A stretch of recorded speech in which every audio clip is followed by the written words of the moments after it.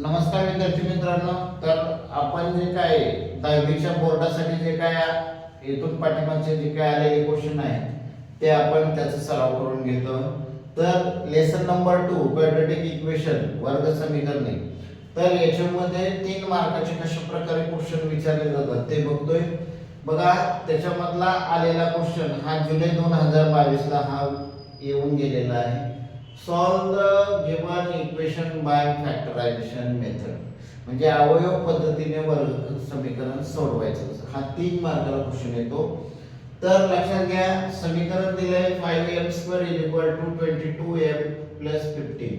तर आपल्याला जो काही जनरल फॉर्म्युला आहे ax² + bx + c = 0, या इक्वेशनने पहिल्यांदा हे समीकरण आपल्याला त्या ठिकाणी तयार करून घ्यायचं. तर या ठिकाणी जर नाही केलं तर तुमचं चुकतं आणि याच्यामध्ये बरेच जण चुकतात. तर लक्ष द्या, हे काय या ठिकाणी ट्रान्सफर करायचं. तर कसं होईल, 5m² हे +22m आहे तर -22m येणार. हा +15 आहे तर त्या ठिकाणी -15 = 0. तर हे तयार झालं. आता याच्यामध्ये सुद्धा सर्वात महत्त्वाचं लक्षात घ्यायचं, ज्यावेळेस m² च्या पुढे म्हणजे x² असेल, m² असेल, y² असेल, कोणत्याही जे काय त्याच्या पुढे जर नंबर असेल तर हा नंबर आणि शेवटचा जो आपला c चा जो नंबर दिलेला आहे तर त्यांचा मल्टिप्लाय करायचा. बघा, मग 5 × -15 = -75 आणि मग त्याचे फॅक्टर पाडायचे. तर हे कच्चं काम सुद्धा या ठिकाणी साईडला करायचं आहे, पेपरच्या साईडला, की जे चेक करणारे आहेत तर त्यांना ते दिसलं पाहिजे की तुम्ही हे खरंच सॉल्व्ह केले का. तर या ठिकाणी आता 75 आहे तर तो कोणत्या टेबल मध्ये आहे आणि नुसतं तेच कोणत्या टेबल मध्ये ते नाही तर त्याचं डिफरन्स 22 आला पाहिजे, -22m.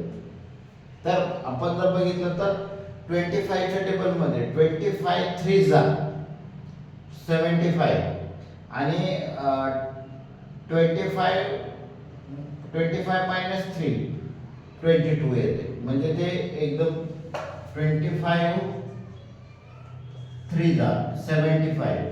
आता या ठिकाणी लक्षात घ्यायचं, तर आता या ठिकाणी साइन काय मायनसचं साइन आले बरोबर, म्हणून साइन ग्रेटर नंबरला नेहमी मायनसचं द्यायचं. तर -25. आता या ठिकाणी तुम्ही m टाकलं तरी चालेल, या ठिकाणी प्लस टाकायचं कारण आपल्याला 22m आला पाहिजे, कारण मायनस प्लस मायनस होतं. तर आता 22m च्या जागी आपल्याला हे लिहायचं, कारण -25. आता या ठिकाणी मायनस प्लस काय होतं, मायनस आणि साइन ग्रेटर नंबर, म्हणजे आता मग त्यानुसार सॉल्व करायचं. 5m² -25m + 3m -15 = 0. आता या दोन्ही मध्ये कॉमन, या दोन्ही मधलं कॉमन बाहेर काढायचं. आता याच्यामध्ये काय, तर 5m बाहेर घेतलं, मग राहिलं काय m -5 5 = 25 म्हणजे 5. या ठिकाणी 3, तर आता 3 कॉमन निघतंय आणि मग राहिलं काय m प्लस मायनस मायनस 3 5 = 15 = 0. तर आता बघा, -5 म्हणजे आपलं उत्तर बरोबरच्या दिशेने चालू आहे, हे लक्षात ठेवा. आता कॉमन हे दोन्ही सेम आले त्याचं एकच घ्यायचं आणि जे दोन्ही कॉमन आले त्याचं एक ब्रॅकेट बनवायचं. m - 5 हे एक ब्रॅकेट आणि 5m + 3 याचं एक ब्रॅकेट. आता हे लक्षात घ्यायचं की आता आपल्याला सॉल्व करायचं, कारण m ची व्हॅल्यू काढायची. तर त्यासाठी आपल्याला हे सॉल्व केलं पाहिजे.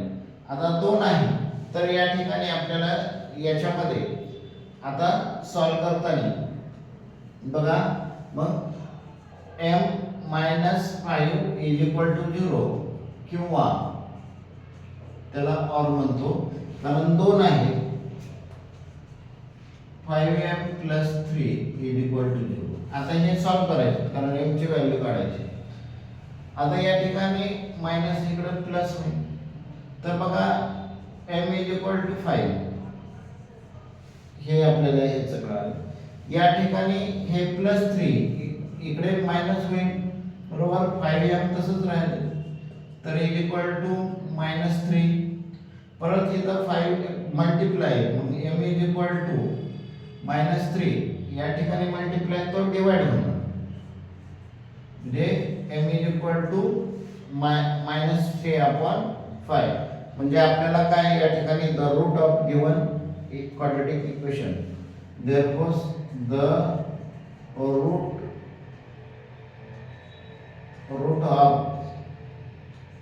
the root of quadratic equation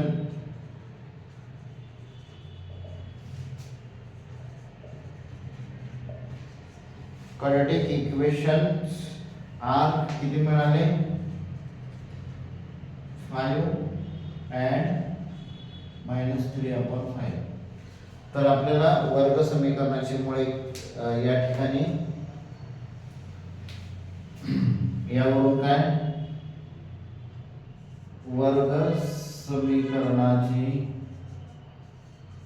मुळे 5 व वजा 3/5 हे मिळाले. अशा पद्धतीने हे काय आहे 3 मार्काचे क्वेश्चन अवयव पद्धतीने सोडवण्यासाठी आपल्याला येतात. तर हा जुलै 2022ला क्वेश्चन विचारले. अशाच प्रकारचे वेगवेगळे क्वेश्चन या ठिकाणी 3 मार्काचे विचारले जातात, वेगवेगळे प्रकारे येतात. तर तुम्हाला हा व्हिडिओ कसा वाटला तर नक्कीच कमेंट करा आणि जे नवीन असतील त्यांनी आपल्या चॅनलला सबस्क्राईब करा. ओके.